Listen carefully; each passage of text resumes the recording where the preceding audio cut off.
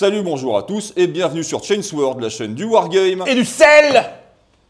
Bon, aujourd'hui, rétexte de tournoi. On va faire une petite causerie. Pourquoi cette chaise vide? Je sais pas, t'as oublié de l'enlever. Non, putain. Il y a quelqu'un dessus. Oui, il nous manque Vlad. Say his name and he appears. I believe in Joe Hendry. I believe in Joe Hendry. Donc aujourd'hui, on va faire un petit rétex de la dernière poutre à laquelle nous avons assisté tous ensemble. Hein, Participer même. Participer. Donc qui a eu lieu à Sainte-Bouzille de la Sylve. C'est un peu classe comme nom. Tu devais avoir des petits elfes avec des arcs. C'est à côté de Gignac. Ah oui, ça tu t'en souviens bien pour la manche qu'on a faite la veille. Hein. Ah, on a fait une belle préparation. Ces petits escargots à l'ail. Ouais, on a fait un bootcamp dans un resto. C'est bon ça. C'est ça. Bien. Donc on va parler un petit peu de ce tournoi, de cet orga. Ben moi, de façon générale, j'aurais tendance à dire que plafond haut égale pas d'écho. Parce que dans ce gymnase, c'était quand même vachement bien. Du monde, pas trop prise de tête. Un parking juste à côté, il y avait de la bière pression, le planning a été respecté, on peut reconnaître quand même qu'il y avait la qualité des tables, parce que pour 24 joueurs ou un peu plus, je ne sais plus exactement, il y avait quand même une douzaine de tables, c'est ça, hein, toutes bien achalandées, très propres. Oui. Alors, 26 joueurs prévus, on s'est retrouvé à 24 parce que malheureusement, 2 collègues de jeu ont eu un accident de la route. Bon, apparemment, ils s'en sortent pas trop mal. Juste une des deux armées qui a raté son jet de la mort ou la gloire. Bon, Voilà. Mais bon, force à vous et on se retrouvera très probablement sur un autre événement. Vladinouchou, C'était génial. Honnêtement, j'ai trouvé que les tables étaient parfaites, les gens étaient sympas, la nourriture était excellente, l'organisation était presque parfaite. Rien à dire. Honnêtement, un petit goût de reviens-y. oui, alors Oui. pourquoi presque parfaite? Presque parfaite parce que moi j'aurais bien voulu jouer sur cette table Xenos là un peu violette, tu sais, Ouais, ça ouais. claquait, ça c'était Ah bien. ouais, elle a fait de l'œil à tout le monde. Ah celle-là. ça tout le monde voulait se mettre dessus. hein, J'y ai ça, pas c'est- joué non plus. Bien. Mais non, chouette. Et puis niveau rencontre, impeccable, que des joueurs sympas, bonne ambiance. C'est bien d'avoir une espèce de gros rassemblement comme ça avec une bonne partie des joueurs OPR du Sud-Ouest. Là, ça montre que la communauté est vivante. C'est le sud-est là-bas. Oui, bon, Sud-Est, milieu Sud. Non, non, c'est le sud-est là-bas. Sud-Ouest, du Sud. Voilà. Et bon, toujours content de revoir Gab, toujours content de revoir Moa, toujours content de revoir Gameboy. Ah oui, Game Boy, C'était cool. Quel beau. Tout- Il n'avait pas toute mis la sa clique. casquette, j'ai pas reconnu de suite. Non, c'est vrai. Hmm. On a eu du mal. Il était en position aérodynamique. Très sympa de retrouver toute la clique et puis plein de joueurs qu'on connaissait pas. C'est vrai, Donc, c'est vrai. c'était dont certains qu'on rencontrait, la plupart qu'on rencontrait pour la première fois. Des Donc, gens du c'était- club de là-bas d'ailleurs. Hein. C'est ça. Ils sont une belle communauté. Hein. Oui, vraiment, Mm. vraiment. Gaëtan, on t'attend hein, au prochain. Donc ben, avant de parler des rondes, on va peut-être parler de nos listes. Ouais. Hein Bon, on va commencer par toi, hein, Par moi. parce que t'étais monté avec des intentions. Ah moi je suis joué en V3-4-1, hein, donc j'avais deux socles, 2x3 socles de Scarab pour la nécessaire projection T1 avec leur Strider, parce qu'on ne sait jamais trop sur quel genre de table on tombe, la résilience aussi de cette unité, accompagné d'un petit seigneur en solo qui lui, pour la blague, avait le jetpack Necron, qui donc ignore la règle de slow et lui donne cette capacité de flying et d'ambush pour pouvoir arbitrer aux pauses en fonction, en face, qu'est-ce qu'on met, est-ce que on est sûr ou pas d'avoir le T2 en fonction des activations. Et puis à côté de ça, donc en fait, une unité de dépeceur, donc souvenez-vous, AOPR, liste Robot Legion sans dépeceur, liste suspecte. Hein, voilà. Une unité de 3 snipers, parce que le snipe c'est bien, il en faut, ainsi que deux unités de prétoriens avec épée et bouclier, pour être assez résilients, pareil, avec le flying qui leur permet une bonne projection, et donc 2 croissants Necron, parce que le petit déjeuner, c'est le repas le plus important de la journée. Donc les 2 croissants Necron, on les connaît bien, hein, ils vont cumuler à eux seuls les 2 meilleures règles, à mon sens, de la V3-4-1, c'est-à-dire la règle de volant et la règle de Locon. Voilà, Ce sont 2 bonnes règles, tant qu'à faire, autant les avoir sur la même figurine. exactement. Ah ben, alors moi, c'était simple, une liste Space Marine qui aura de la frappe à profondeur, parce que sinon ce n'est pas une Space Marine. Donc les unités principales, d'abord unité Devastator avec 6 bolters lourds, rapport qualité-prix on fera pas mieux, qui frappe à 30 pas. Ensuite une unité de vétérans, ça coûte cher, c'est pas très nombreux, mais qu'est-ce que ça tape fort, équipé de griffes, les vétérans d'assaut effectivement, avec un caster 3 qui a pour but de leur donner autour d'eux de la P3. C'était pour ça. Et oui, bien sûr. Un gros canon d'artillerie, Il en faut. parce que les Marines bannis sont les seuls à pouvoir l'aligner, c'est un peu leur point fort. Ah, le Thunderfire, ouais. C'est leur point fort, et ils n'ont pas de règle spéciale, mais ils ont ça. Avec le Locon, bien sûr, on ne sait jamais si un fâcheux croisait ma route avec des avions. Alors, il y avait également le Landspeeder qui était là pour apporter un peu de vitesse à la liste, et apporter comme option de mettre la Devastator en frappe en profondeur. Et enfin, un Terminator griffu avec Warshant pour lui donner quelques attaques en plus, éventuellement. Si j'avais un peu de chance, c'est la chance, ce sera le moins important. Et enfin, il me restait quelques points. Un Master avec un réacteur dorsal et un petit fuseur dont on reparlera tout à l'heure, à 9 pas, qui parfois est fort utile et parfois moins. Et Advanced Tactics, bien sûr. Comme ça, cela permettait de replacer un petit peu l'armée. Bon, c'est à moi de m'y coller. Alors, je suis allé là-bas avec une armée de démons de la peste. Je me suis beaucoup amusé à crafter une liste qui tape aussi fort que je suis con, ce qui est pas peu dire. Donc on a un prince démon exalté, boosté à mort, avec autant d'armes qui font mal, de la magie, symbol of plague, bref, le tour où il arrive, le machin est une bombe atomique, littéralement. 2 bandes de porte-peste de 10 avec toutes les options, musiciens, étendards, rending, tout ce que tu veux. Accompagné une par un prince démon pas content non plus, alors pas un exalté, un normal.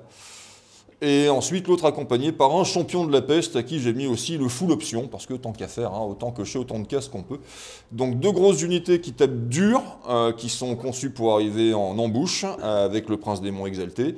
Et parce que je suis obligé de mettre la moitié de mon armée sur table, 2 bandes de 3 Nurglings et un enfant du chaos pour juste avoir mes poses en scout T1 pour dire que je mets des trucs sur la table avant d'envoyer la grosse artillerie. Voilà, donc c'est une armée qui est dans la finesse, l'intelligence et la subtilité, et qui, on va le voir, est pas vraiment dans la performance, par contre.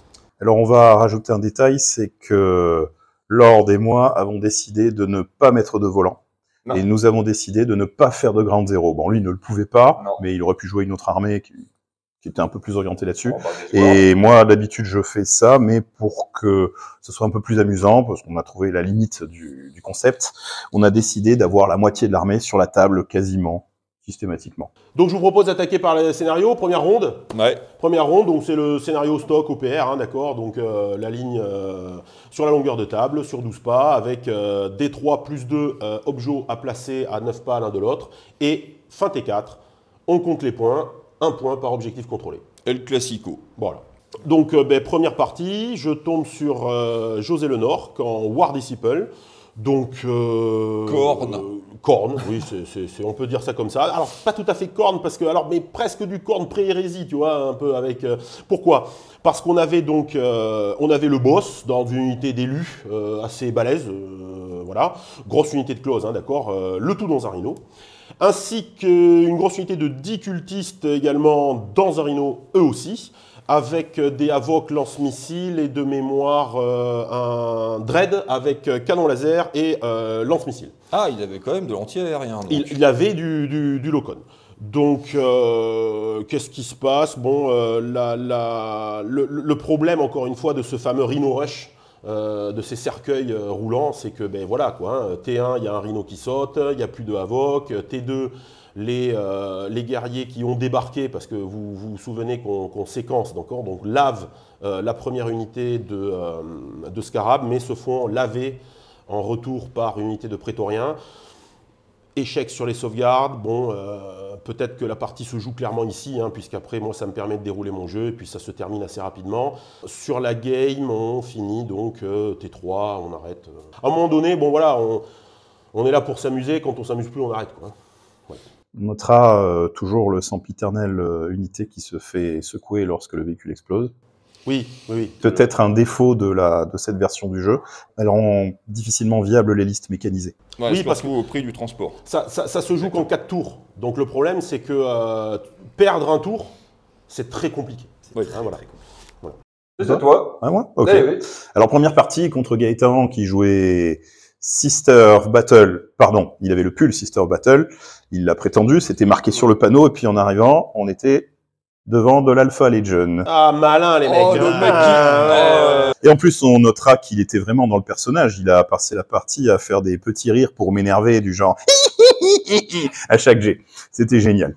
Une liste dans laquelle il avait des Havoc Brothers, donc une unité tactique. Bon, moi, je suis loyaliste. Hein, je vais faire les équivalents. Deux unités tactiques, donc une qui était faite pour avancer avec du ratata et une qui était faite pour aller au corps à corps avec arme de corps à corps et accompagnée d'un mage. Et enfin, il avait une grosse bête du chaos qui tirait 8 attaques AP2 à 30 parts. Ça, c'était peut-être les plus méchants. Et il avait une unité, très fluff. C'est des 3 Terminators dirigés par leur papa, un petit cultiste avec Warshant, qui leur disait « tape là, oui papa ». C'était très très drôle. On sent que tu t'es bien amusé à la table. J'ai beaucoup rigolé. C'était très drôle, j'en redemande. Malheureusement, moi, j'étais pas vraiment dans l'optique fluff. Tu vois, les gens cherchent à partager du plaisir avec toi et tu leur tapes dessus. Exactement. Donc voilà. Donc ce qui s'est passé, c'est qu'il a essayé de charger avec son unité tactique qui a avancé toute la partie vers mon canon artillerie et qui s'est rappelé au tour 3 que c'était un jeu d'objectifs, donc qui a fait demi-tour au moment où ils allaient contacter. Les Terminators protégeaient la bête du chaos qui est partie en premier.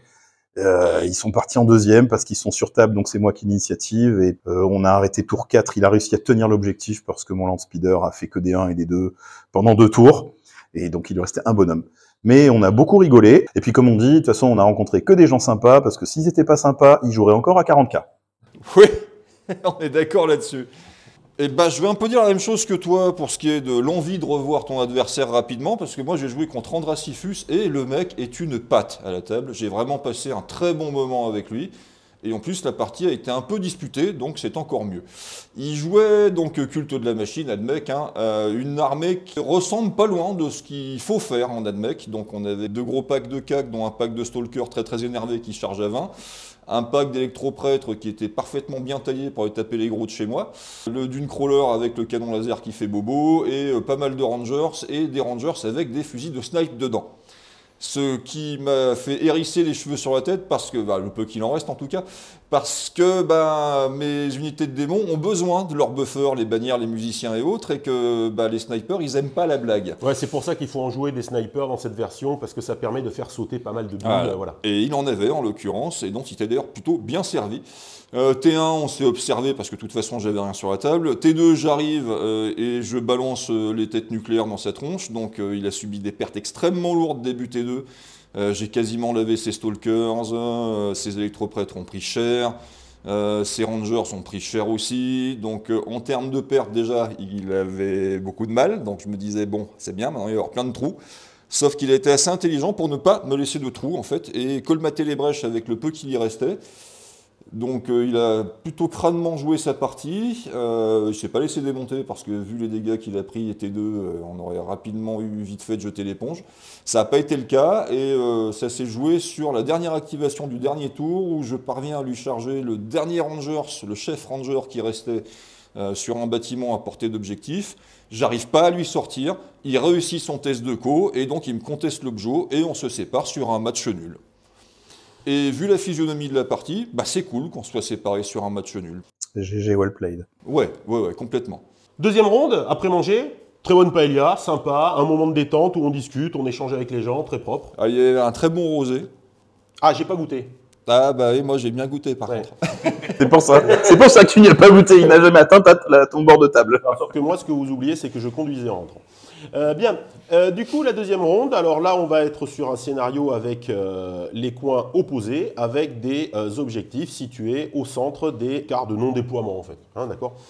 Donc, le principe de cette partie, c'est qu'on est sur du scoring progressif. Donc, on va avoir un point de victoire par objectif contrôlé à la fin de chaque tour et un point de victoire si un joueur contrôle plus d'objectifs que l'adversaire à la fin de chaque tour. Donc, en ce qui me concerne, j'affronte Falcorno avec ses Change Brothers. C'est la première fois que je tombe sur une liste Zinch. Donc, des sorciers à peu près partout. des escouades de 5 sorciers avec un sorcier, une escouade de termites sorciers avec un boss sorcier. C'est très joli d'ailleurs. Oui, tout à fait, je valide. Et ainsi que donc là, la grosse pièce, le Find avec les 4 Blast PA4. Les lance-plasma dans tous les sens. Donc ça, c'est typiquement contre tout ce qui est un peu élite, Marines, tout ça, ça lave à peu près tout. Bon, c'est sûr que c'était pas ce qu'il y avait de plus opti. Contre tes scarabs, peut-être pas, non? Contre les scarabs ou même contre des volants. Le lock-on, en fait, là, cette règle de lock-on, tue la game, en fait. Avec tes croissants? Oui, parce qu'il compte sur son stealth. Le problème, c'est que le positionnement, les règles de mouvement des aircraft leur permet d'arriver facilement à portée des 9 pas qui activent ou désactivent le stealth. Et à côté, moi, avec mes lock-on, je fais ce que je veux. Donc c'est ce qui fait la puissance du croissant Necron, c'est que je vais me positionner à moins de 9 pas d'une de ces unités, que je cible avec une arme, et l'autre fait ce qu'elle veut, puisqu'elle a la portée de 30 pas, PA4, donc c'est sûr que là, bon, y a 7 ou 8 Marines qui volent tous les tours. Donc du coup, c'est vrai qu'à la fin de la game, on a arrêté T2, je crois, il ne reste plus que le Find. Donc, quand même. Voilà, donc... L'inconvénient de ce type de construction de liste, quand on n'a qu'une seule unité en FEP, c'est que ce n'est pas structurant, puisque comme on n'est pas sûr d'avoir limite, comme on n'a qu'une seule unité de FEP... tu l'offres à ton adversaire. Voilà. Et c'est souvent très cher en plus. Voilà, donc c'est ça le souci. Et puis le Find, bon, le Find, c'est pas du all-in dans ce genre de liste, mais c'est vrai que cette Blast PA4 qui est tellement structurante contre des armées d'élite, contre moi, n'a servi absolument à rien. Donc il a pris son objo et puis il l'a eu jusqu'à la fin de la partie. Voilà. Ensuite, moi, j'ai affronté Florian avec un G à la fin. Une Death Guard, tout ce qu'il y a de plus classique, populeuse, avec une double ration d'unités de zombies accompagnés de leurs petits champions Marines, plus une grosse bête, un Fiend qui a putride, qui a tout ce qu'il faut. Qu'est-ce qu'il y en a eu des Finds? C'est une très bonne unité de l'armée. Oui. Plus une unité qui doit tirer au ratata. Le but, en fait, c'était d'aller lentement, mais sûrement prendre les objectifs. Petit problème, c'est que cette fois-ci, contrairement à la première partie, on n'a pas défini tout de suite comment fonctionnait le terrain, qu'est-ce qui était terrain difficile, etc. Et il s'est retrouvé avec un Find qui passait pas entre les immeubles, qui passait pas entre les terrains difficiles. Donc il l'a placé au premier tour à un endroit qui était absolument pas optimal. Il l'a mis là, et il a dû faire un tour. Et moi, avec une liste qui était relativement rapide, avec mon petit champion, mon petit speeder, je pouvais prendre des objectifs rapidement. J'en ai pris 2. Je contestais le 3e. Je lui en ai laissé un qu'il n'a pas pris tout de suite, un qu'il a pris sur le côté. Donc j'avais l'avantage à chaque tour. Je scorais du 3-1 à chaque tour, premier tour, deuxième tour. Et dès le premier tour, avec mes vétérans et leurs casters, j'ai pu éliminer une unité de zombies complète. Après, j'ai attendu. Je l'ai laissé approcher. Et à la fin, je lui ai même laissé un des objets, il a eu l'avantage sur le dernier, mais on a terminé sur du 9-3 ou 9-4, un truc comme ça de mémoire. J'ai laissé les points. Mais il faudra qu'on la refasse, et cette fois, tu passeras ton monstre bien. Mais ça, c'est pas ta faute, hein. C'est vraiment, en tous les deux, on aurait dû définir la partie. Mais on refera. Et moi, pour ma deuxième partie de la journée, où j'étais très joyeux, et en plus ça tombe bien parce que mon adversaire Coco était extrêmement sympa, donc on est resté très joyeux pendant toute l'heure de la game. Que tu joues Nurgle. Et que je joue à Nurgle, donc forcément, forcément la bonne humeur. Je suis tombé sur une armée HDF extrêmement atypique. Alors très honnêtement, et sans vouloir mettre méchant ou quoi que ce soit, parce qu'on va voir dans la game qu'il a eu raison, quand j'ai vu sa liste, j'ai fait « Ah, il manque des trucs », parce qu'il n'y avait aucun officier. C'est un parti pris, on en a discuté avec lui, effectivement. Ouais. Il avait deux unités de 20 Stormtroopers sans équipement particulier autre que leur flingue de base. 2 unités de green, par contre, elles plutôt bien équipées. Des sentinelles et un basilisque. Alors, qui était, en plus, gros big up pour son armée. Que des figurines alternatives de la gamme Atlantique, je crois, Wargame Atlantique, donc les grenadiers. Donc, on avait du napoléonien sur la table avec les shakos à plumet là. Les Ogreen, c'était des mecs avec des boucliers police attachés dans le dos, c'était génial. J'adore me prendre des coups de matraque quand c'est des figurines comme ça. Et en plus, il avait figuré son basilisque avec un M7 Priest de la Seconde Guerre américain, mais repeint en bleu, c'était magnifique. Donc déjà, gros kiff de ce point de vue-là. Et ensuite, bon pareil, premier tour, on se teste, on se regarde, on se renifle. Deuxième tour, j'arrive et je tape pas aussi fort que j'aurais voulu parce que ça a été un peu une constante pendant toute la game. Je tapais des trucs mais que j'arrivais pas à laver, ce qui fait qu'il me nullifiait sur les objets et que pendant toute la partie, quasiment jusqu'à la fin, on avait ou aucun objet parce qu'on se les nullifiait tous, ou on en avait le même nombre, donc on marquait le même nombre de points mais sans arriver à se départager avec le point de bonus. Il a agressé beaucoup, ce qui est étonnant avec une armée comme celle qu'il avait, c'est-à-dire qu'il n'est pas resté en sa zone, il est monté au contact, il est venu, il m'a embêté, il m'a posé des soucis de placement, il m'a obligé à faire des choix d'activation qui n'étaient pas forcément hyper pertinents toujours, et je réussis, pareil, sur la dernière activation, à réussir à amener une bête pour lui contester un objet. Du coup, j'étais le seul à en tenir un sur le dernier tour, donc avec le point de bonus, et bien j'arrache la victoire à un point près.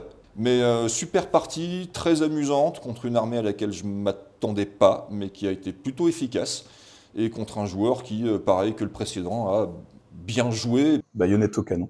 Exactement. Ronde 3, une petite ronde à capturer et tenir, donc c'est intéressant. Donc là, on est sur un des nouveaux déploiements OPR, en L, de part et d'autre de la table. Donc les joueurs positionnent 3 marqueurs d'objectifs en dehors de leur zone de déploiement. Et ce qui est intéressant, c'est que lorsqu'une unité capture un objectif, en fait, elle le prend. J'aime pas ces scénarios. Et elle a le droit de se déplacer avec lui. Oui, de se barrer avec, on va dire les choses. Hein. Alors, faut dire les termes. Si l'unité est pinée ou détruite, elle drop l'objet, évidemment, puisqu'elle ne le contrôle plus. Mais voilà, elle peut faire sa vie avec son objet et elle continue à scorer comme ça. Voilà. Je me demande pourquoi t'aimes pas ça. Donc à la fin de chaque tour, un point de victoire par objectif contrôlé. Et à la fin du 4e, un point de victoire de plus pour le joueur qui en a le plus. Donc moi, je tombe sur Pierre avec ses Change Brothers. C'est pas la même que la fois d'avant, puisque l'armée n'était pas construite de la même Tu façon. te tapes 2 fois du Zinch. Oui, j'ai fait que du chaoteux, moi. Celle-là aussi, elle était Voilà. jolie. Alors, très belle armée. Moi, j'avais jamais affronté les petits Birdmen, là, sur disque ou sans disque ou machin. C'est très intéressant. C'est une construction de liste qui est totalement différente, mais qui, malgré tout, compte aussi sur le stealth. Hein. Donc c'est sûr que là, il n'était pas très bien tombé. On va se retrouver avec un boss termite avec griffe, un peu sur le même principe que le tien, hein, d'accord. Donc un boss termite qui est là pour donner l'activation supplémentaire à l'EFEP. Et, Il fait de la magie. il semblerait que, je sais plus. Des Thousand Sons par 5, des Birdmen sur disque, et le Dread. Le Dread, très intéressant de pose, très intéressant de construction, avec un ganté énergétique comme ça, mais qui a canon laser et lance-missile, parce que c'est une bonne construction de figurine. Moi, je pense que cette armée, ça a été la plus disputée de mes 3 parties, parce qu'en fait, contrairement à d'habitude, les volants et le low-con n'ont pas fait la game. En fait, on a clairement du craquage de dés. Alors, j'ai des témoins de moralité pour confirmer, Ah oui, c'est vrai, je l'avais oublié. pour Vas-y. confirmer ce que je veux dire. Oui, oui. Donc, Pierre arrive très confiant, déploiement, il me dit, regarde, tu vois ce dé là que je vais lancer pour choisir les zones, il va faire 6. Il lance, il fait 6. Je me dis, bien, on est pas mal. Ça commence bien. Ça commence bien. Sauf que voilà, le petit Jésus l'a puni parce que après, moi, on me demande de faire 8 saves à 5 et 6 sur des dépeceurs. Je fais donc 7, 6 et un 5. Là, sur ses entrechats, un de ses collègues de jeu habituels arrive en se moquant de lui, en disant qu'il va appeler notre collègue pour qu'il vienne voir et tout. Enfin bon, voilà. Parce qu'il semblerait que Pierre, là, ait été puni de toutes les fois où il les fait souffrir en partie en club tout au long de l'année. Voilà, donc il semblerait que, voilà. Tu as été le bras armé de leur vengeance. Voilà, surtout qu'après mes dépeceurs répondent, hein, d'accord, au capitaine qui du coup ne fait rien, répondent. Donc 4 attaques, 6-6. 4-6, pardon. Donc voilà. Ça fait un mec qui est venu me tirer la manche On a les photos. en me disant il a fait 11-6 sur 12 dés. Et ça, je fais non. Voilà. Alors j'ai eu beau mettre. En plus. Tu vois, voilà, pour pas prêter le flanc, j'ai mis de côté CD pour le suite de la game au cas où, tu vois, parce que je veux pas de problème, moi. Et non, c'est vrai que là sur ce coup-là, grosse série de G. Bon, après, la partie ne se win pas dessus, mais c'est vrai que quelque part, le souci, c'est que ça crée un déséquilibre, parce que souvenons-nous, on a du scoring progressif, ça l'empêche d'aller chercher mes scarabs, qui bien entendu avait gravé les objets, donc derrière, voilà, l'écart se creuse et impossible à rattraper, quoi. Voilà pour ma 3e ronde. Alors là, j'ai eu ma partie la plus, je dirais, à la fois la plus frustrante et la plus drôle de la journée. Donc j'ai affronté Moa avec sa liste d'orques, Moa, sa liste magnifique. Et l'affronter, c'est un nounours, que ça se passe bien ou que ça se passe mal, il est toujours sympa. Et là, en fait, il réussit d'avoir l'initiative, on pose ses objectifs, il prend le côté qu'il veut, ok. Moi, je suis obligé de me mettre à distance parce qu'il a une liste orque dans laquelle il a des nobles avec un chef pas content dans un chariot de guerre, il a une cavalerie qui fait peur, qui va super loin, et quelque chose d'original, il a 3 grottes, 3 champions grottes avec Castor 3, dont 2 sont cachés dans une unité de 10 orques. Et en fait, tous les 3 s'alimentent. Ils s'alimentent leur magie pour annuler quand il y a un sorcier qui s'approche, pour renforcer leur sort. Il donne volant à des trucs. C'est ça, il donne volant à des trucs, il donne discrétion à tout ce qu'il veut, et puis surtout, il donne Rending. vomi magique, 6 attaques AP2. 6 touches. AP2. 6 touches AP2, pardon. 6 touches AP2. Le premier tour, bon, je recule bien, je place bien mes unités, il fait une erreur, il donne discrétion, j'ai du Locon comme toi, sa cavalerie montre le bout du nez, le nez est tranché, il monte la tête est tranchée, la cavalerie disparaît. Le char fonce vers moi, je me suis mis juste hors de portée, pas de problème. Il débarque ses troupes, fin du premier tour, il est sur 2 objets, celui du milieu, il n'a pas pu l'atteindre parce que la cavalerie a déjà disparu. Deuxième tour, c'est moi qui ai l'init, j'envoie mes vétérans, mon sort passe, ils attaquent avec de la P3, son chef, ses nobles, ils disparaissent, et là je me dis, ça sent bon. Ça sent bon, j'ai arraché le cœur de son armée, ça sent bon. Grave erreur, énorme erreur. Parce qu'en face... Tu savais pas qu'il y avait un perso spé en face. Exactement, il y avait un perso spé, il y avait Macari, qui était le seul grotte qui n'était pas dans une unité. Son chariot charge ma Dévastator. Alors là, je fais une erreur d'essayer de la placer pour qu'elle ait le meilleur angle de vue, de pas la mettre au pied d'un arbre. Est-ce que j'ai fait une erreur? Peut-être. Il va dessus, 12 touches, parce qu'il a mis la boule démolisseuse. Moi, je fais sur du 3+, stat, j'en perds 4. Allez, avec pas de chance, j'en perds 5, mais j'en garde, non. Je rate 8 ou 9 saves à 3+, sur 12G. Allez, merci, au revoir. Et là, la partie vient de basculer. Je ne le sais pas encore, mais la partie vient de basculer parce que je viens de perdre mon unité qui tape à longue portée, à 30 pas avec de la P1 sur de l'orque. Je l'ai perdu, donc je lance mon noble dans une contre-attaque parce que Macari est devant, il était un pas trop loin de l'en prendre l'objectif tour 1. Je tire sur lui au fuseur, je fais 1 ou 2, le fuseur marche pas. Bon, ok, ça arrive. Oui. Ça arrive, c'est pas grave. Macari fait bouillie psychique et tire sur mes vétérans. J'ai 6 saves à faire sur 5+, parce que je vais réussir à en garder 1 ou 2, ce qui me laisse une force de frappe suffisante pour contre-attaquer et démolir ce qui reste de son armée. Je rate les 6 saves, donc tous les vétérans meurent. Pardon, c'est nerveux. La game se passe, je n'arrive pas. Enfin, il a replié un peu ses orques, il a un peu fui. Je traite le chariot de guerre, je le secoue, il perd l'objectif, je vais réussir au tour 3 à reprendre cet objectif qu'avait pris le chariot de guerre et détruire le chariot de guerre. Mais de l'autre côté, ça se passe pas bien. Je prends des baffes, des coups de vomi psychiques de tous les côtés, je perds mes personnages, mon Terminator charge, il tue un bonhomme. Avec 8 attaques sur de l'orque, c'est merveilleux quoi. Et je retire sur Macari le même, que la puissance du conduit te foudroie. Il fait 6 au save. L'histoire continue, alors celui-là il est vraiment en colère, donc il réussit à survivre à un bouilli psychique, je fais 4 saves sur 6, 5+, je l'ai réussi, il lui reste 1 point de vie, et il retire une 3e fois sur Macari, je le touche, que cette fois l'empereur te foudroie. Il relance le dé, save, il fait 6. Ça reste un jeu de dés. Oui. Le destin t'a regardé et t'a dit non. Et on arrive, parce que les jets étaient improbables, il était hors stat. Alors attention, je ne dis pas qu'il a gagné parce qu'il était hors stat. Il a pris les bonnes décisions, éclater ma Dévastator, c'était la décision à prendre parce que sinon, j'avais gagné, c'était quasiment de l'auto-win. Il a choisi les bonnes unités, les dés l'ont un peu favorisé. Peut-être que j'aurais dû faire un petit mouvement un peu différent. Mais en tout cas, ça s'est passé dans la bonne humeur. Moi, on est qu'en troisième tour, ça se joue la victoire. Je n'arrive pas à reprendre le 2e objectif pour essayer de revenir dans la game et d'égaliser sur le dernier. Sur la 3e, j'ai plus rien. J'ai mon truc d'artillerie, mon speeder qui a réussi à prendre l'objectif qui est dans la plaine. Et lui, il a ses 3 psycheurs qui sont auto-nourris. Son unité que j'ai réussi à secouer une fois en faisant 3 tests.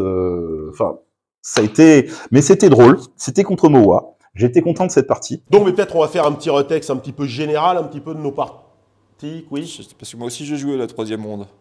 Ah bon? Mais non, mais on s'en fout, toi. Et donc, du coup... Non, mais c'était pour rire. Ah, regarde-le. Bon, débriefing de ma 3e ronde. Moi, j'ai ri. C'est vrai, toi, c'est drôle parce que ça dépend comment il la raconte. Vas-y. Allez, on t'écoute. Alors, pour cette 3e ronde, je suis tombé sur Alric, un des orgas. D'ailleurs, big up, hein, parce que super travail. Voilà. Et alors, par contre, bon, ça c'était le petit passage de cirage mérité. Hein. Maintenant, on va être moins gentil. Je ne conteste pas le fait que je me sois pris 12-0. Comme ça, vous êtes spoilé tout de suite. Par contre, me dire... merci les gars hein, pour le débrief de faction Dark Eldar que vous avez fait. Grâce à vous, ma liste a vachement évolué et maintenant elle est super performante. Donc en gros, ça veut dire que je t'ai donné les outils pour me botter le cul. Mais c'est que c'était bien fait. C'est gentil, mais c'est pas gentil. C'est la reconnaissance ultime. Exactement. J'ai fait la liste que tu as demandé et je t'ai démoli avec. Donc nous avions une armée de Dark Elf Raiders MSU, hein, donc on peut pas faire mieux, hein, que des True Witch qui tapent trop bien au corps à corps, que des True Warriors équipés avec autant de flingues qui font bobo que possible, des Shadow Warriors parce que c'est pas cher et qu'il en faut, des nuées dans tous les sens, de la bête griffue parce que c'est vachement bien les bêtes griffues, enfin que du MSU, pas de véhicule, mais 45 832 activations et tout le monde va beaucoup trop vite. Bon, T1. Il avance sur la table, il prend les objets. Je tente une petite charge de Nurglings pour essayer de le maintenir dans sa zone. Bon, forcément, ça foire, mais ça se tentait. T2, j'arrive. Mon prince démon, FEP, dans ses lignes, et bute 3 unités. Une avec son Symbol of Plague, une avec ses sortilèges, et une autre en tapant dessus. Bon, mon autre unité de l'autre côté lave aussi son flanc. Donc déjà, le T2 était à peine commencé qu'il avait quasiment plus personne de vivant sur la table. Mais il avait les 3 objets. Il avait les 3 objets avec des unités qui vont beaucoup trop vite pour que je puisse les rattraper à la course. Donc j'ai tenté de faire un Bénil sur le 2e tour en essayant de le rattraper. Ça n'a pas marché. J'ai tenté de faire de la magie sur, je crois que sur sa horde de chiens pour essayer au moins de les pin et qu'ils drop l'objet. On ne sait jamais que je marque 1 ou 2 points. Sur un malentendu.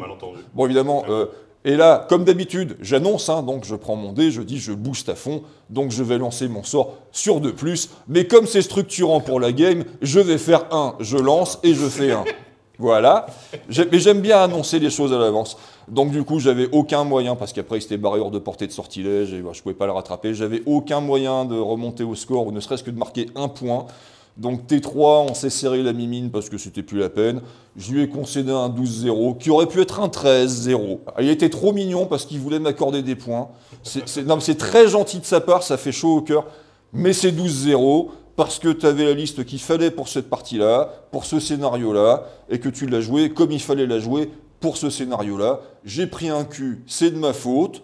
J'aurais peut-être dû mettre mes grosses unités sur table pour l'empêcher de graber les objets tout de suite. Il y a plein de trucs que j'aurais pu faire différemment, donc je mérite d'avoir pris un cul. Il se console en dormant bien depuis, en se disant que l'un dans l'autre, c'est parce qu'il a fait une bonne analyse de faction. Mais maintenant, on va faire des analyses de faction où on dira systématiquement que ce qui est bien est à chier et inversement. Comme ça, on va tomber sur des gens qui joueront mou. Donc je termine mon tournoi sur un match nul, une victoire et une défaite. J'aime bien quand c'est parfaitement à l'équilibre. Voilà. Ce qui nous amène, pourquoi pas, à, en ce qui me concerne... T'as fait des tableaux de stats? Non, c'est Lorga qui m'a envoyé ça. Ah, Lorga a fait des tableaux de stats. Tu peux l'agrandir? Oui, je peux l'agrandir, oui. Découvrons ces stats tous ensemble. Alors, donc la représentation des factions, 33% de Xenos, 34% de Chaos, 33% de Imperium. C'est équitable, c'est Voilà, cool. c'est Beaucoup de pas mal. factions différentes. Je crois que Oui, c'est maximum 2 Maximum identiques. 2 factions identiques, oui, tout à fait. Donc, que pensez-vous de la paella? Donc, les êtres humains ont été contentés, quand même, grosso modo. On a eu assez à manger, c'est ça. Sauf un certain Labuche, qui semblerait, qui était, voilà. Donc après, on a un truc intéressant, c'est de la stat qui a été faite, donc on nous informe que 12 litres de bière ont été bu durant la journée. Donc on a un sondage qui a été fait auprès des participants qui nous indique que 50% de joueurs sont pour et 50% de joueurs sont contre. Je pense que là, on est quand même à l'équilibre. Tu en parlais tout à l'heure. Et pour finir, écoute, le fameux sondage, alors qui est un peu biaisé, je trouve, parce qu'il n'a été fait que sur les 3 adversaires que j'ai rencontrés durant la journée. Donc, que pensez-vous des aircraft? Donc, c'est de la merde à 100%, c'est équilibré à 0%. Bon, écoute, voilà, hein, c'est comme ça. Bon. Avant de parler tactique, on va vous proposer de faire un petit classement du tournoi. Donc on a pris une vidéo, on va en profiter. Hein, voilà. Tout à fait, Voilà. 2 vidéos même, vous allez voir 2 angles de vue différents. c'est énorme. Parce que c'est incroyable, c'est du reportage sportif de très très haut niveau.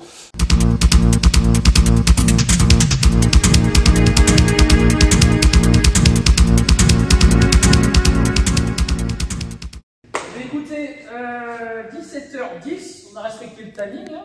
Merci à toutes et à tous. Donc, je pense que la journée s'est bien passée, en tout cas du point de vue de l'orga. Ouais, bon, vous pourrez cracher dessus sur Discord après, il n'y a pas de souci. Donc, effectivement, c'était un petit moment sympathique, un petit tournoi tranquille, casu, et je pense que tout le monde avait l'attitude et c'était cool à voir en tout cas. Et puis bon, mais sans plus tarder, hein, on n'a qu'un seul prix à décerner, celui du dernier. Et on va le faire en faisant le classement pour une fois. Par le haut. Par le haut. Donc il n'y aura pas d'annonce, il n'y aura rien pour le premier, c'est juste un optimisateur dans un événement casual.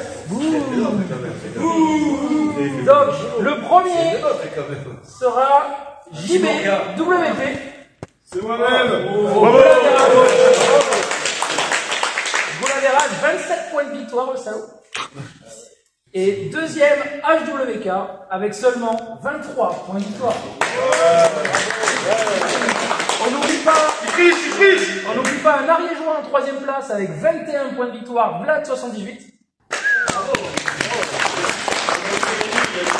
Et le quatrième avec 3 victoires dans la journée quand même, c'est Game Boy.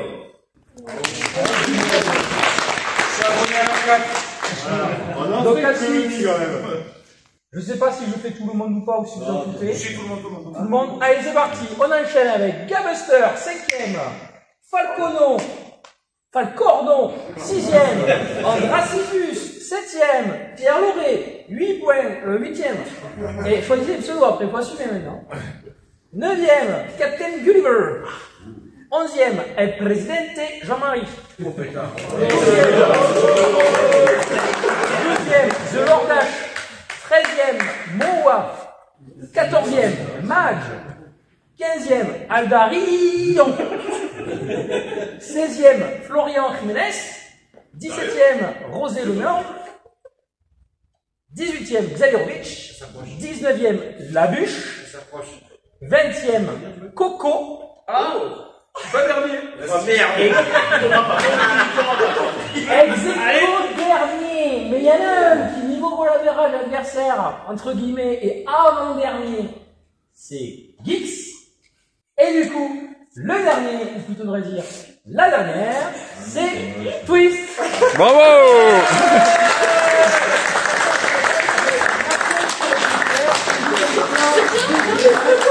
Donc ne soyez pas jaloux. Et comme ça, tu as ton axe d'amélioration. Donc en fait, c'est pas le prix de la dernière, c'est le prix du fair play. Parce que c'est forcément du fair play. Voilà. Bah, en tout cas, merci à tous d'être venus, parfois de très loin, hein, à Avignon, Ariège et compagnie. On va se remettre en question. Je pense qu'il y a peut-être moyen qu'on se retrouve l'année prochaine et compagnie. Et auquel cas, ben, au plaisir de tous vous retrouver. Voilà. Bravo! Merci! Donc on précise cependant qu'il y a une petite erreur par rapport au classement. Tu n'es pas tout à fait troisième parce que la dernière partie t'a été comptée comme une victoire alors que c'était une défaite. Donc on ne sait pas exactement comment se positionner par rapport à ça. Hein, voilà. Bon, par contre, on est sûr que tu es deuxième, ça. Voilà, c'est ça. Donc ensuite, par contre... On est sûr que je suis 12e. Voilà. L'idée, c'est quoi? C'est de pouvoir avoir un retour d'expérience sur ce genre d'événement. Donc le retour d'expérience, il y a deux façons de le voir. Il y a la façon humaine et la façon tactique, skill de jeu. Pour moi, côté humain, c'est une réussite à 100%. Hein. Donc, oui. Ce sont des gens qui ont été très accueillants, très bien organisés, dithyrambiques sur divers volets de l'activité. C'est cool de rencontrer... L'ambiance était tellement bonne que j'ai entendu, je ne sais plus qui, mais j'ai entendu des gens qui ont lancé l'idée de se faire des rencontres juste pour le plaisir de se voir, et pas forcément pour faire un tournoi. Et ouais, pourquoi pas, parce que super communauté. C'est ça. Par rapport à la tactique, on le voit, il y a des gens qui ont compris comment on séquence, pourquoi l'alterner, le principe de construction de listes, et d'autres qui construisent les listes, mais qui par exemple, sachant, bon alors je parle me concernant, hein, ils ont une solution contre les volants. Qu'est-ce qu'ils font lorsque c'est à eux de se déployer? Ils posent la solution qu'ils ont contre les volants. Ce n'est pas la meilleure des choses à faire. Ça veut dire que lorsque vous savez qu'en face, vous avez un danger, pour pouvoir répondre à ce danger, vous attendez que ce danger arrive. Ça veut dire que comme on est sur du à toi, à moi, si vous devez poser une unité en premier, vous posez une unité. Et puis ensuite, vous voyez ce que l'adversaire pose. C'est pour ça d'ailleurs que dans ma liste, j'ai des scarabs pour séquencer le seigneur en fonction de ce qui arrive en face, pour obliger l'adversaire à révéler son déploiement avant de moi me poser. Et donc, si vous savez que vous allez avoir du mal avec les volants en face, vous avez une solution contre les volants, vous attendez le maximum que le gars d'en face pose ses volants pour savoir un petit peu comment le confronter. Pareil pour ce qui concerne les FEP, lorsqu'on décide de mettre une unité en FEP qui est structurante dans notre jeu, il est important de pouvoir la séquencer quand c'est à nous, parce qu'on n'est pas sûr d'avoir le T2 ou l'initiative au tour où on va devoir la poser. Du coup, si on la pose et que ce n'est pas à nous de jouer immédiatement pour qu'elle puisse s'exprimer tout de suite, l'adversaire a des moyens de contrer ça très facilement dans sa liste. Donc encore une fois, voilà, pensez à ça. Et puis sinon, à part ça, ne changez rien parce que les gars, vous êtes géniaux, quoi. Oui. Pour ce qui me concerne, effectivement, petit regret. Alors, je comprends l'idée et c'est très bien parce que c'est fluide et que c'est pas fatigant. Petit regret de n'avoir fait que 3 rondes parce qu'il y avait plein de joueurs contre lesquels j'aurais voulu jouer et forcément, bon, alors, je suis très content d'avoir joué les 3 adversaires que j'ai eus. Mais j'aurais 1 ou 2 parties de plus avec d'autres gens, ça aurait été sympa aussi. Parce que c'est pas évident pour moi de dégager un aperçu un peu de la tactique sur seulement 3 games. Ce que je sais, c'est qu'effectivement, tous les adversaires que j'ai eus ont eu des séquençages pertinents, des activations dans des ordres qui me posaient problème, donc ça c'est sympa. Et puis surtout, la leçon à tirer de ce tournoi pour moi, c'est les mecs ont joué les objets, et les mecs ont joué le scénar. Et surtout, ils avaient des armées qui avaient les moyens de jouer le scénar, parce que OPR, c'est pas un jeu de trade débile. Je te donne une unité, tu me l'éclates, je te prends une unité, tu me prends une unité, je te prends une unité, et puis s'il y a des survivants, on marque des points, on est content. Voilà, on n'est pas à 40K. C'est sûr que si tu regardes au bilan pur, en règle générale, j'ai pulvérisé les 3/4 de l'armée adverse, et moi, la mienne n'était pas intacte, mais pas loin. Mais il n'empêche que, comme ils avaient tous des petites unités utiles pour faire de la prise d'objectif, pour jouer le scénar, finalement, l'attrition n'a pas été tant un handicap pour ça. Évidemment, ça aurait été plus simple pour eux s'ils m'avaient lavé mon armée, mais le fait est qu'ils s'en sont sortis parce que il ne faut pas simplement regarder les combos gogol. Une fois de plus, on n'est pas à 40K. Les petites unités qui ont l'air tout à fait modestes, tout à fait... Tu regardes ça, tu te dis, bof, qu'est-ce que je veux en faire? Marquer des points avec. C'est du complément. Et c'est même au-delà du complément, il y a certaines listes où c'était complètement primordial. La liste d'Ark Eldar était une liste de grabeurs d'objectifs.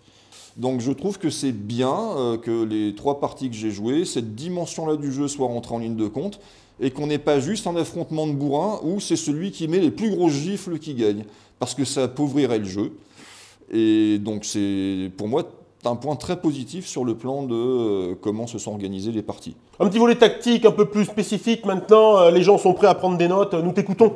Donc HWK sera d'accord avec moi, c'est ce qui comptait, c'était des armées mobiles. C'est un jeu d'objectifs, donc je remets une couche dessus. Anéantir son adversaire si on n'a pas les objectifs, surtout sur certains scénarios, ça ne sert à rien. Moi j'ai déjà terminé des scénarios avec 2 figurines et je suis devant aux objectifs, j'ai gagné alors qu'en face l'armée est intacte. Donc c'est très important au niveau de vos listes d'armées que vous utilisiez les pouvoirs du genre Advanced Tactics qui permettent de repositionner des unités alors qu'elles ont fait autre chose. Hors séquençage, c'est peut-être un des pouvoirs les plus importants du jeu. Oui. Ensuite, c'est très important que vous ayez, si vous le pouvez, soit de la frappe en profondeur, soit du scout, soit des choses qui vous permettent d'accélérer, d'aller plus vite que l'adversaire, ou au moins de réagir à ses mouvements. Et c'est très important, surtout lorsque vous avez beaucoup de frappes en profondeur, que vous réfléchissiez au début de la partie, est-ce que vous avez besoin de les mettre en frappe en profondeur, ou est-ce que vous avez besoin de les mettre sur la table pour qu'elles jouent 4 tours. Ça c'est fondamental, hein, on jouait là-dessus. Ma liste était articulée au-dessus, ça veut dire que c'est pas parce que je prends des unités avec embouche que je dois les déployer en embouche. Ouais, faites pas comme moi. C'est ça. Et si vous avez des unités qui peuvent faire les deux, réfléchissez bien au début de la partie à ce que vous avez en face. Je donne l'exemple, dans la mienne, le Land Speeder avec la Devastator, je ne suis pas obligé de la mettre sur la table. Si je ne la mets pas sur la table, je perds en puissance de feu, mais je peux éviter de la perdre tour 1 ou tour 2 selon le positionnement qu'elle a eu.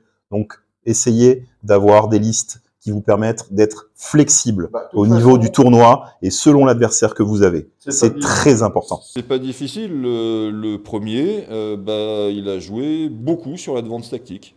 Voilà. Il n'y a pas de mystère. C'est ça. Quand on parle de règles qui vous permettent de vous projeter, c'est vraiment toutes les règles. Ça veut dire que téléporte, par exemple, est une excellente règle également. D'accord ? Donc, toutes les armées n'ont pas scout. Toutes les armées n'ont pas de solution viable en embouche. Toutes les armées n'ont pas de volant, parce que le volant peut aussi être un véhicule de transport parfois. Donc vraiment, il faut garder ça à l'esprit lorsque vous construisez vos listes. N'oubliez jamais, c'est un jeu d'objectifs qui se joue en 4 malheureux tours. Donc il faut y aller. Donc en résumé, jouez en V3-4-1, donc profitez des avantages que cette version offre. Jouez les objectifs et pour ce faire, ayez de la mobilité, quelle que soit la source de cette mobilité. C'est ça. Si vous avez une bonne grosse forteresse hérissée de flingues qui bute absolument tout le monde, c'est sympa, mais vous allez perdre quand même. Un petit coucou à Maxime avec ses nains de l'espace. Qui a des moyens de projection. Oui, il en a. Moi, j'ai envie de remercier au nom de la chaîne ceux qui sont venus nous voir en nous félicitant pour Merci, oui. le travail qu'on fait. Alors encore une fois, les gars, je vous rassure, ce n'est pas un travail, puisque le jour où ça le deviendra, vous ne nous verrez plus. Hein, d'accord ? On fait ça parce que c'est fun, parce qu'on s'amuse, et on a la seule prétention pour nous, c'est que vous vous amusiez avec nous. Donc c'est d'ailleurs pour ça, et je le dis publiquement parce que c'est important, je l'ai suffisamment répété à mes adversaires ce week-end, j'ai plus envie de jouer de volant Necron. Parce que je ne m'amuse plus. Et si moi je ne m'amuse pas, j'ose même pas imaginer ce qui se passe en face. Donc très clairement, écoute, je suis en train de réfléchir à d'autres constructions de listes parce que j'ai aussi envie de m'amuser. Donc on va encore finir sur une tartine de remerciements. Merci aux orgas, merci aux joueurs qui sont venus nous voir et nous donner de l'amour, merci à nos adversaires avec qui on s'est bien amusé, merci aux gens qu'on n'a pas affrontés mais qu'on aurait bien aimé quand même, merci à vous les viewers, en espérant vous voir pour la plupart d'entre vous un jour, sait-on jamais, sur un tournoi. Et en attendant, on vous embrasse et on vous dit de ne surtout pas oublier... merde, qu'est-ce qu'il ne faut pas oublier déjà ? Qu'il y a un truc qui finit jamais. Tu sais, de ne surtout pas oublier que la poutre est éternelle.